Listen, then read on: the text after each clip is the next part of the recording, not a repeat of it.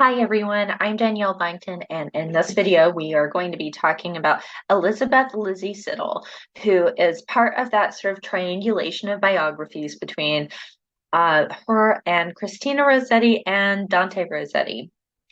So I've mentioned some of her biography in Dante Gabriel Rossetti's video, but just to kind of re-summarize things, Lizzie was born in lower class conditions. That was one of the reasons that it prevented Dante from marrying her during the other 7 or more years that they were together before they were finally married, the last couple years of her short life when she dies at 32 years old. She worked as a bonnet maker, and she's discovered by one of the other members of the Pre-Raphaelite Brotherhood. When they would find these young women in public that they thought represented part of that Pre-Raphaelite idealism of the sorts of things and figures, faces that they wanted to paint, they called these models stunners. And um, now Lizzie is known as the first supermodel, right? It's a different medium because it's painting. However, that greatly overshadows all the other work that she did. She did paint and draw like Dante as well, and she wrote poetry. She at least attempted to write poetry. Um, the poem that we are going to read, it is a persona poem, and you see that in the use of the pronoun I here. So the pronoun I, if it's not directly, like, you can assume it is the author speaking about themselves, such as in confessional poetry, like I did this, I feel this, I want that. This doesn't really work in this context. This is assumedly a persona poem because it is about a man talking about a woman with whom he's in a relationship with, or he is having relations with, but there seems to just be only a physical attraction. There is definitely a split between the physical and the psyche going on in this relationship. And we can also assume that because the title involves the word lust. So it's not love, it's not unconditional love, it's the temporary lust. So the poem starts out in the first stanza saying, I care not for my lady's soul, though I worship before her smile. I care not where be my lady's goal when her beauty shall lose its while. So the person is saying they don't care about her as a person. They don't care. I don't care about my lady's soul. Even though I worship before her smile, like I worship her body, but not her soul, is what that is saying in the second line. Moving on into I don't care, I care not where be my lady's goal. I don't care what her aspirations are, what her interest might be, when her beauty shall lose its while, when she is not pretty anymore. I don't have to care what her interests or goals are. In the next stanza, low sit I down at my lady's feet, gazing through her wild eyes, smiling to think how my love will fleet when their starlike beauty dies.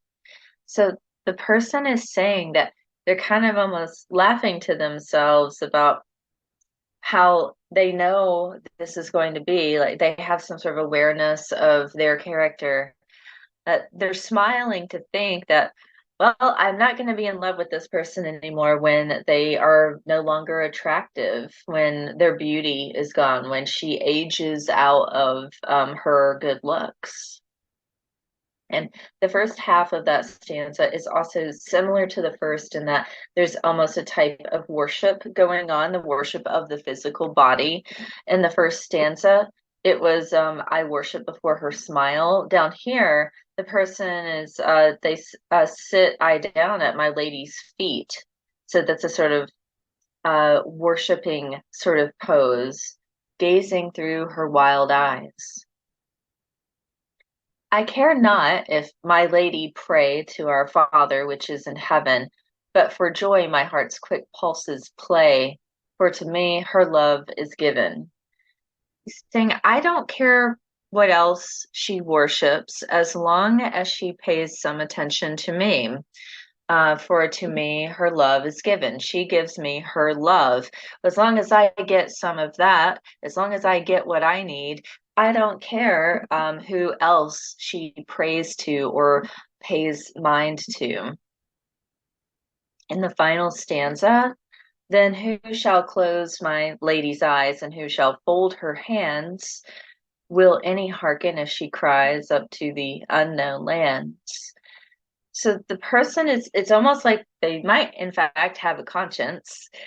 In the end, when they are talking, when they've been talking about, well, I'm not going to be by her side once she loses her beauty, but who will be? If I'm not there to help take care of her, then who shall close my lady's eyes and who shall fold her hands?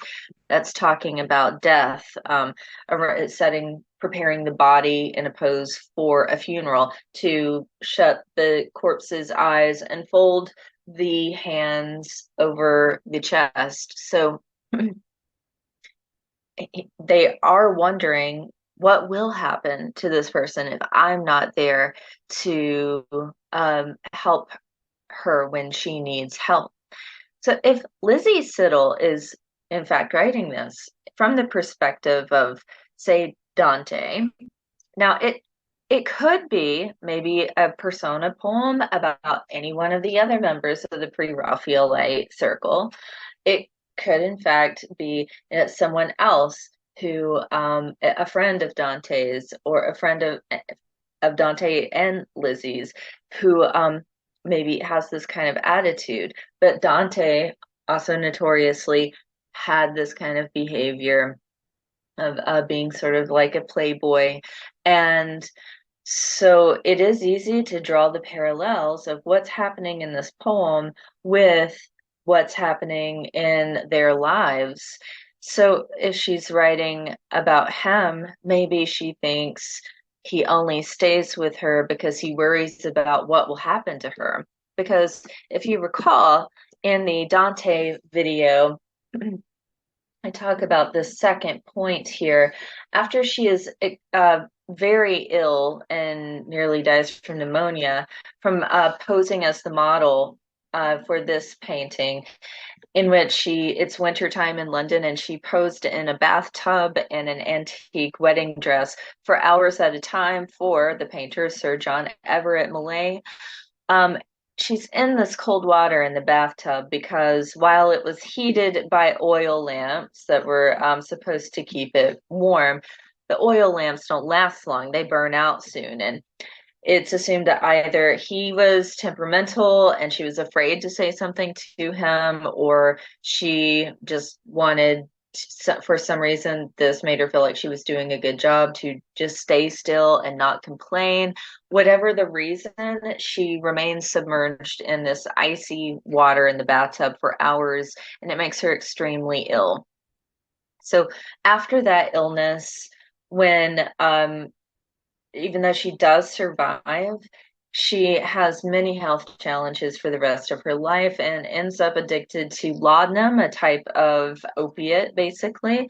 And maybe she is writing this poem in that perspective, in that perspective of Dante being there to be the one who is taking care of her because she is very frail at this point. So the only other thing I would tell you to think about in an analytical way with this poem is that there's a sort of pieces of the body representing the whole. We might say that this is like the use of a synecdoche. So in another poem, such as T.S. Eliot's The Love Song of J. Alfred Prufrock, There's a reference to um, some sort of crustacean crawling along the ocean floor, and it's using a claw, dragging a claw, like a lobster claw or a crab claw, to represent the whole. Like you have an idea of the type of animal it's talking about because of the body part that it uses. A similar thing is going on here.